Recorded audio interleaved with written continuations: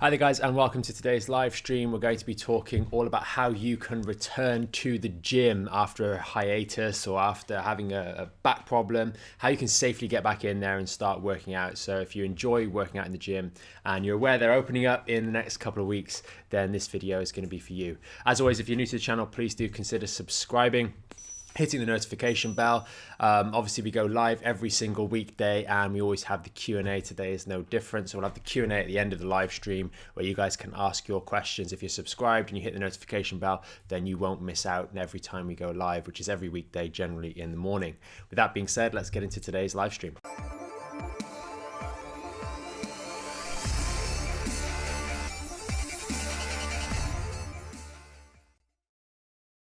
Okay, so just before I get into the main topic, we're announcing the winner of the Venom unit later today. So we'll announce that towards the end of the live stream, just before we get into the Q&A. So stay tuned for that one. Lara's just got the names. She's putting them in a hat, folding them all up. So we'll pick that out live later on in the video. So let's get to the topic to start with. We want to really help you guys, because a lot of, when I'm in the clinic and we have patients that are coming in, 9 times out of 10, if they're active people that go to the gym, they really struggle with getting back into the gym. And maybe that's been previous episodes that they've had of back pain, and they go back in the gym and they're there for a couple of sessions and then they re-injure themselves. And hopefully this guidance is going to give you a little bit more support. Maybe you are someone that goes to the gym. I know a number of the guys in the Back in Shape membership are sort of gym goers, so to speak. So we'll want to be getting back into that in the future. And hopefully this video can give you guys a bit of guidance to make sure that you don't go too far astray when you do return. And also I'm going to cover a little bit of guidance for me. I don't have a back problem per se, but we've had a period of the last 4 months of not being able to go to the gym. Obviously this video has been shot summer 2020, so you guys will know, if you're watching this in a year or two's time, you'll know what happened then. But we've had about 4 months where we haven't been going to the gym. So I'll go through what I'm going to be doing when I go back into the gym as well. Just some general principles. It's principles that really help you guys, because if you can understand the principles, then you can apply them to lots of different scenarios. So hopefully you'll get a lot out of this live stream today. So the first one, the general principles: have a plan before we get into the 5 points there. Have a plan, have a program that you're going to be doing, have some sort of workout structure. Don't just wander in the gym for the first time and go, what am I going to do today? Especially if you're someone that's had a history of back pain. We want to be going to that gym with a purpose, a plan, and a direction, so we don't end up spending sort of 2 or 3 hours in there and doing all sorts of different things. So that's really, really important. First point is don't overdo it. Don't go in there, crack straight on, and I'll get this into this topic a little bit later when I'm talking about my specific sort of plan of action.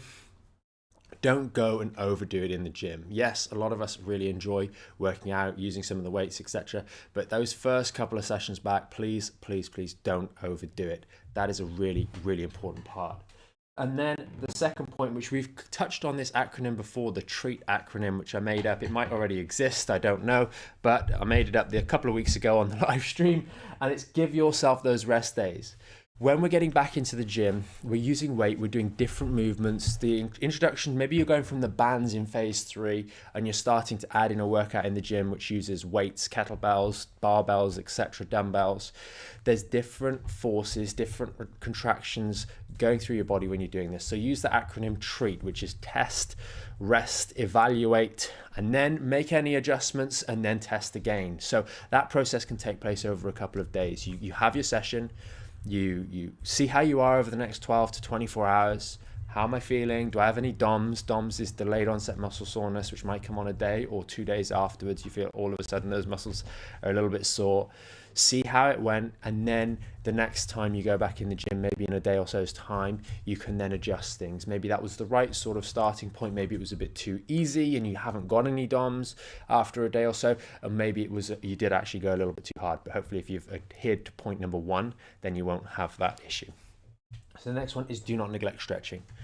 This is actually a general point really for people in phase 3 of our Back in Shape, as well as general patients. A lot of those that really enjoy going to the gym and it's part of their lifestyle and has been for a long period of time, when they get back into doing physical exercises, because maybe they've felt like they're a bit hampered by just doing some of these stretches that are in sort of phase 1 and some of the more simplistic exercises in phase 2, they really just want to get back into it, and they really enjoy doing the squats or doing the bench press or these other sort of exercises in the gym, and really get into it. But sometimes stretching goes out the window, and the thing with the stretching is you won't suffer immediately from stopping doing that. Literally, you guys that are doing the back in shape phase 1, 2 or 3 will all know that the stretching part, the lower body stretching routine, it takes about 10 to 15 minutes, 15 minutes if you're including the towel. You know, it's not that much time. But if you neglect it over a course of a day or 2 days, you're not really going to notice a difference. But if you neglect it over the course of 3 or 4 weeks, it's going to start to accumulate. And we've discussed in past live streams the importance of keeping those hips nice and flexible for a long-term back problem. Remember, as your back heals and the inflammation comes down, quite often you feel better before the strength and the integrity has returned to things like the disc structures and the ligaments in your lower back. So you'll feel better before you're fighting fit. It takes time for those ligaments and those soft tissues to remodel around new force lines so they get back to their new strength and then build as well. This is why it's also important when we're training generally from phase 3 onwards that there are little periods where we kind of plateau on purpose, because our muscles will adapt faster than the soft tissues around the joints, so the ligaments, the tendons, and those tendons need a bit of time to catch up from time to time from that muscle that can run away. It happens at all ages. It's just there's a disproportionate speed of adaptation in the muscles compared to the ligaments and tendons. They just adapt more slowly. So you may be feeling good, but then you stop doing that lower body stretching, and after a couple of weeks the stiffness in your hips is starting to return. It's starting to mean that you're bending less with the hips and more with the back. We've seen this before. We start to do a little bit more of this stuff. We're picking up the weights, and all of a sudden, instead of doing that all the time, we're going from the back, and then the back pain starts to creep back in. So we don't want to do that. Don't neglect your stretching. It's important. Keep your phase 1 routine. This is kind of an extension from that. Keep the phase 1 routine on the rest days. That's really important. So a nice little split. I was chatting to one of the guys in the premium membership, or ladies in the premium membership, earlier this morning, and it was just about the topic of having these rest days. It's really important when you go back into the gym, for the average person, and also later on in the phase 3. So once you've been doing phase 3, for example, which is our rehab work, and you're doing those strengthening exercises, they're quite robust workouts, the same way a gym workout might be. Having a rest day, for example, 4 days of the week or 5 days of the week, you're doing your workout, and then on those other 2 or 3 days, you're doing a rest day. Well, on those rest days, we still want to do the phase 1 routine, because that's keeping things nice and good, nice and healthy, doing the lower body stretching. It takes that 15, 18 minutes or so, not too long, but it really, really helps. So something worth sort of remembering when you do get back into the gym. And slow progression. I've touched on the need to potentially plateau from time to time. This slow progression over this first month when you get back in the gym is going to be really, really important. Get back into the technique, get back into the groove, get back into using weights the way in which you were before, hopefully with better technique than before, and get back into it, what it feels like, and progress slowly. Don't just try and go back into the gym, and crack on very, very quickly, because a certain number of you guys that have been training in the past will have a degree of muscle memory. But again, those soft tissues, the ligaments, the tendons, those structures don't have that muscle memory to the same degree, and they're not going to bounce back as quickly as some of your muscular structure. So please, please, please bear that in mind. I don't want any of you guys to go back in the gym, be fine for a couple of weeks, and then all of a sudden things reach a crescendo and everything falls apart. So please take a bit of time, slow progression, and slow progression is much, much better than running, way too fast. So what am I going to be doing? I put this in sort of special circumstances with reference to what's happening right now, over the last 3, 4, 5 months of 2020. And I just want to sort of give you guys a clue to what I'm personally going to be doing. I'm going to be going back in at about 60% of my previous weights. So that's very important. Just tentatively feeling the weight is probably going to be more than enough for me to do. I'm going back in, I'm steering clear of low reps. I don't want any of you guys to be going into the gym doing 5 reps, doing 6 reps, doing 8, 10 reps. 10 reps isn't so bad, but 8 reps and that sort of stuff. And this is really to those of you who are going to go back in and do strength training. my opinion, and why are we training? We need to remember why we're training. We're training for general health and well-being. Some of you guys will be sort of training for more severe things, some more sporting endeavors. But for the first foray back into the gym, for the first attempt back into the gym, we want to give our body time to actually adjust to that, especially if we're just training for general health and well-being. There's no rush. So I'm going to be sticking to those 15 reps on all of my exercises, and I'm going to be doing compound exercises. So generally, it's going to be 3 or 4 exercises. It's going to be a squat, a deadlift, and a bench press, maybe with a row in there as well, just so it's a really whole body thing, using full movements to stimulate as much as possible with good form, and that is really the most important thing. And we're going to go very slow. I'm going to stick on that 60% probably for the overwhelming majority of the month, before at the end of the month I'm going to knock it up to around about 70% of what I was doing before. So just so you guys have an idea for that, you know, we've got to practice what we preach. We have to do these things ourselves. It's no good me standing here. It's advice for everybody. It really doesn't matter. You want to go slow, and that's what I'm doing. So just in case some of you guys were curious, and I will be doing the towel. After my cross trainer or my treadmill work, I will be doing the towel. I do the towel now while I'm doing the running, and I will still be doing the towel because it is an awesome exercise. The process of training, it puts pressure through your spine no matter what, especially if we're doing lifts, if we're lifting stuff off the ground in the gym, or carrying dumbbells, or even if you're carrying your kettlebell from the station where it's stored to your bench.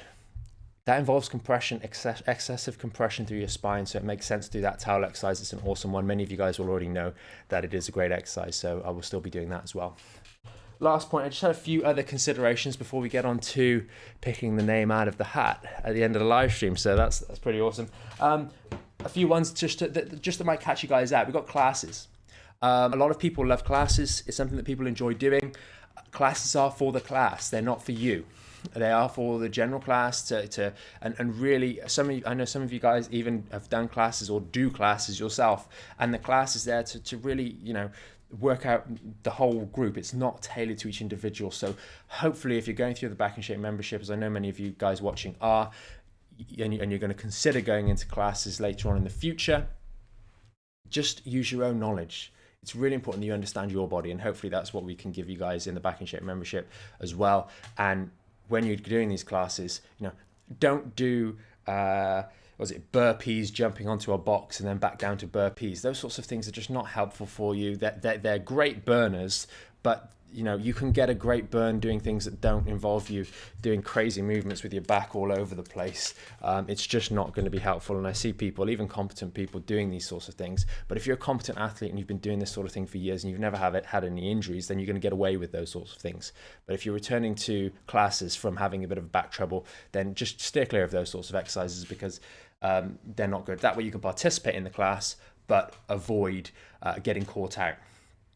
Understand what stage you're in. If you're in stage 1 and stage 2, or phase 1 and phase 2 of our Back in Shape, then returning to the gym right now is probably not the best move. That being said, there's no reason you can't go into the gym to do your phase 1 or phase 2 if you find the environment there. Some of these gyms are really, really nice. You've got a nutrition bar, sandwich bar, and some of the ones in London anyway, some of them are very high end, and it's more of a social thing. So if you want to go into the gym to do your phase 1 or phase 2 routine, then that's fine, but don't start playing around with equipment, please. That would be a bad move. And then just don't rush, and don't try and do any PBs. Please, I don't want any of you guys going back into the gym the first week or two and trying to do any personal records. PB is personal best. Personal records, that's not a good idea. Give it a couple of months to get back into what you're doing, and then if you're going to be pushing it in that way with your training, then that's fine. So hopefully that's been helpful, and we'll get into Q&A. And before we do that, we're going to pull a name out the hat to tell us. You want to do that first? Yeah, I think that'd be a good idea. Okay, wonderful. Yeah, that'd be good. Okay, so this is for the competition that we ran. So we've got names in the hat. Okay, I don't know if you guys can hear that rustling. I'm just not going to look. Yeah, put that one back in. Put that one back in. Okay, in. so this is for the Venom. So the Venom unit is a vibration unit. There is an element of heat to it. We've discussed this in the live stream for the competition, which was done, I think, 2 weeks ago. It's great for warming those muscles up. Don't necessarily put it over the knee with the heat. My personal opinion and recommendations with it, the vibration is awesome. Obviously, they're the same brand that make the Hypervolt over here. It's a good tool. It's a great tool to just warm those muscles up, get a bit of vibration on the muscles. You don't have to just use it on your knee if you're the person that wins this. We will actually contact you directly after this, whoever it is. So look, I may as well just pick out Okay. There you go. Are you putting that in the way of the screen? Yes. Okay, I got it. Okay, you got it. All right, so she's done them all up in tiny pieces. So let's see. Oh, that's just lots of noise for everybody. So Sandra Francis. Oh, Sandra So you have won. Francis. So if you're watching this right now, can you please? Congratulations. I'll just show you guys there. That is too bright on the camera. Yes, it is. But anyway, so you have won, Sandra. So if you can comment in the section below, we will. If you're on Facebook, if you're watching this on Facebook today or YouTube, please comment, and we will get in touch with you via email, and arrange for that. I'll also do just a little video so you know how to use it as well. It's just a little tutorial. So that should be awesome. And well done. With Brilliant. that, should we get into Q&A? Congratulations. Yes. Okay. So. Ollie has asked here, if I start now, will it be possible to reach phase 2 before the gyms open next week? Yes, you should. So phase 1, we've done this on a few occasions. We're talking about phase 1 and phase 2 and phase 3 of our Back in Shape program. The phase 1 is really, if you cannot get out of bed, if you're stuck in bed, you're not able to move, then phase 1 is a necessary step for you. But if you're able to walk for even sort of 15 minutes or so, yes, with pain, if you're able to walk, you really need to be getting on to phase 2. And I haven't gone through this particular clarification point before, but people say, oh, but there's exercise and I'm still in pain. Yes, but if you're still walking around the house, if you're still going upstairs, if you're still, putting your shoes or socks on, then you're already doing things that are substantially more problematic for your back than the phase 2 exercises. So do the phase 2 exercises anyway. You don't have to be pain-free to start those. I would suggest that it might be a little bit premature to jump into the gym if you're only just starting phase 1 right now. There's no rush with these things. Sometimes people do try and rush the progress, rush the healing, and you can't do that. Your body's going to adapt at its own pace. We also want to consider something that we don't discuss as much as maybe we should, because it's a little bit more off topic, is that what's your diet like? What's your sleep like? What's your nutrition, which is diet as well?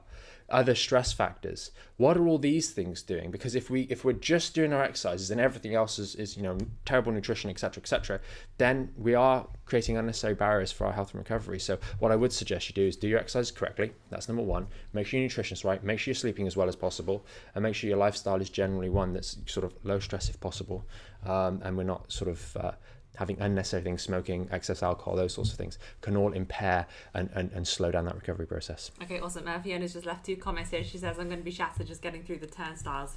Hilarious. Yeah. And I'm going to... Some of them are a mental challenge. So, yeah, especially the ones where you've got the pods. You get stuck inside the pod.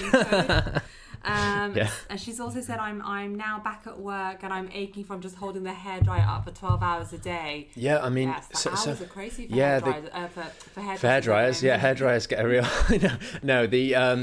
that's something I think it's similar work and gym. People don't realize, or you are now obviously, but others don't realize, how much you adapt to a friend of ours who's opened up his shop again. He's doing a similar job to you as a male barber, and he's messaged me saying his back's giving him trouble because you don't realize what it's like. And a lot of the guys that are open up in that industry anyway, people are looking awful because they haven't had their hair done in a long period of time. So your schedules are crammed in. Yeah. You're doing 12-hour days after doing no-hour days for 4 months, and you don't realize, well, you are now, but people forget the stress and the way our body adapts to stress. We adapt to mechanical stress on our body. We adapt and we improve and we learn to deal with it better. This is no different from learning a new posture.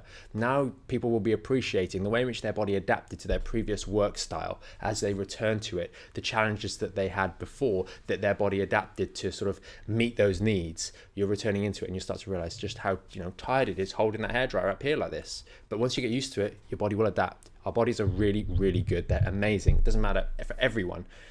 They will adapt, but it just gives you an inkling, an understanding of how much stress your body was under before. Any tips for Fiona? What once she gets home after a long shift? Is it sort of jumping on the towel, icing? Jumping on the towel, icing is going to be a good one for that upper body. I think we posted in the Facebook group the chest stretch. So just lying on the back, opening out that chest in this position, it's just going to take the pressure off this, because when you're doing the head, you're going to be over the client, etc. So that's going to create a lot of rounding at the front, and just lying on your back like so. Maybe you're using a little towel underneath your neck, because if you're doing intricate work down here for long periods, it's going to stress your neck as well. That's going to refer out to the shoulders. So that little sort of upper neck routine. I know we did a full little whiteboard routine when we were in the clinic a couple of weeks ago for the neck. Yes. So with the band, with the towel, and that chest stretch. So definitely try that one. It'll really help. Okay, awesome. Sarah has asked, she's about to move into phase 3. Her husband has just purchased a brand new rowing machine. She's had a few goes on it, making sure her core was engaged. Is it too much of a risk at this stage? Yeah, I'm really sorry. We had a lady in the clinic come in and say, my other half for my birthday bought me a Peloton, and then now I've sent it back, which created a bit of trouble. Actually, there's 2 people that have had that, one guy and one lady, and they've literally sent it back, which wasn't necessarily so great in the household. But the thing with rowing is, my approach to rowing and some of these long distance cycling is, if you're going to row in the Cambridge boat race, or if you're going to do the Tour de France, then fine. But these sorts of things as a mode of exercise, they're not as good, because all you're doing, even with the best intention in the world, people say, well, we're rowing for my back.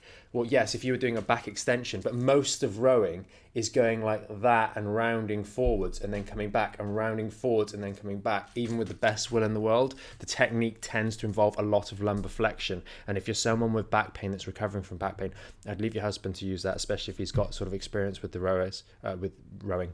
What if you sit bolt upright and you've got your elbows fixed on your waist, and you can row like that with your core engaged? Is that okay? I mean, it's a workaround, and I mean, you can actually do some really cool upper body stuff by sitting completely erect, but it's sitting down. If you're someone that's sitting down for work a lot during the day, and then your cardio is sitting down, that's why I'm not keen on the bikes. Like, we want to be in an upright, erect position. That's the way our body likes to be. That's the way our spine is in its best possible position. So I'd perhaps maybe steer clear of that a little bit for the time being. Okay, as I said, you can do some of the upper body stuff on it, as long as you brace your core and brace the sort of the back, and really sit with good erect posture, with a nice lordosis. But I try and steer clear of it, if I'm honest. And that's not great advice, or not what you want to hear, but it is the what's right. Okay, all right, so let's move on to Karen's question. She said, are boxing fit classes good at any phase, or should you wait until you're out of the woods? I think boxing is a really interesting one. There's a lot of rounding if you're doing proper boxing, but hopefully if by boxing class you mean not one where you're going to get punched in the head by the opposition. Maybe you're doing like pad work, and I think pad work is actually quite good. It's quite dynamic. I would leave it for sort of after you've been doing phase 3 for a little while, just because there's a lot of twisting, there's a lot of this, that, the other. You might also be doing a bit of ducking under things, which is going to be problematic, but generally just pad work without too much in the way of ducking isn't going to be too problematic. But again, if we're doing anything that involves flexion, this is why I mentioned the classes in those little extra tips, is that you hopefully guys will understand your back a little bit better. That's why we do these live streams. That's why we have the extra information in Back in Shape. So you can understand and almost answer these questions, or to a certain degree answer these questions for yourself when you're in these classes, and say, okay, well, this part of the class, because I'm in it, is really good. I'm getting a great upper body workout. I'm getting a great cardiovascular workout. But these few little bits, at 15 minutes and at 35 minutes are not so great. So I'm just going to sit those out. And that's really the best way to go. Hopefully you guys understand things better now, and you can make those nuanced adjustments to your classes. But the boxing classes, I think, can be really, really good, maybe sooner than other exercises. Okay, awesome. And we were talking just before we started about body pump classes. Yeah. That's the class that I love to go to, and I managed to up the weight going. But I think when I return, I'm probably going to do 1 kilo either side, which is hardly anything. But yeah, it's just better to go in and go through the motions the first couple of times. Yeah. Focus on your form. Don't worry too much about the weight, and then you can slowly add the weight up over the coming weeks.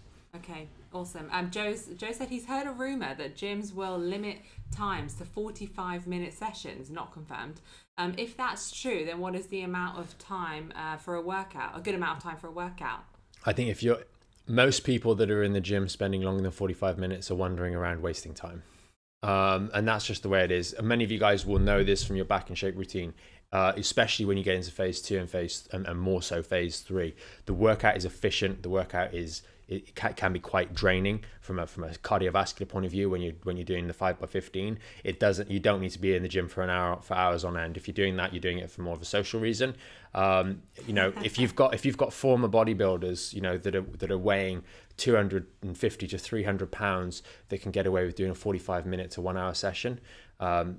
Maybe at max, I think some of them might have done 1 hour 20, and these guys have literally pounds and pounds of muscle mass. You or I don't need that long a session. We want to be productive. We want to go in the gym and have a plan. If you're spending longer than 45 minutes, it's probably because you don't have a plan. Interesting. Yeah. Okay.